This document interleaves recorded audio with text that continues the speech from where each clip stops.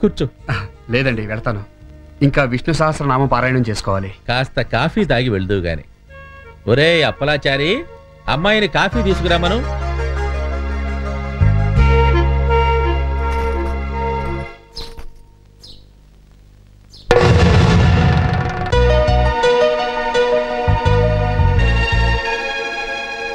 నేను చెప్పిన శివరాం ఇతనేనమ్మా, కోటయ్య గారి మనవడట. వసంతలక్ష్మి అని మా మనవరాలి స్నేహితురాలు. మీ తాతగారి జీవిత చరిత్ర రాయడానికి ఈ ఊరు వచ్చింది. నీకు సహాయంగా ఉంటుందని పిలిపించాను. కాఫీ పుచ్చుకోనాయన. నిన్న షాక్ తగిలినప్పటి నుంచి చాలా వరీటిగా ఉన్నాను. షాక్ తగిలిందా? కరెంట్ దగ్గరికి వెళ్ళొద్దని నీకు ఎన్నిసార్లు చెప్పాలి? కరెంట్ కదా మరి, దానికంటే పవర్ఫుల్. ఆ జర్నలిస్టు ఈ ఊళ్ళోకి వచ్చింది. నిజమా? అవును, సోమయాజులు గారి ఇంట్లో చచ్చింది. ఆయన మనవరాలు ఇది ఫ్రెండ్స్ అంట. అయ్యో బాబోయ్, ఇప్పుడు ఏం చేద్దాం? పారిపోదామా? అంతే మరి, ఇంకేం చేస్తాం? నార్మల్. మన గుట్టు దాని చేతిలో ఉంటే దాని ప్రాణం మన గుప్పిట్లో ఉంది. నోరెత్తకుండా సైలెంట్ చేస్తాను. ఎందుకు వచ్చిన రిస్క్? నా కాళ్ళు తీసుకో.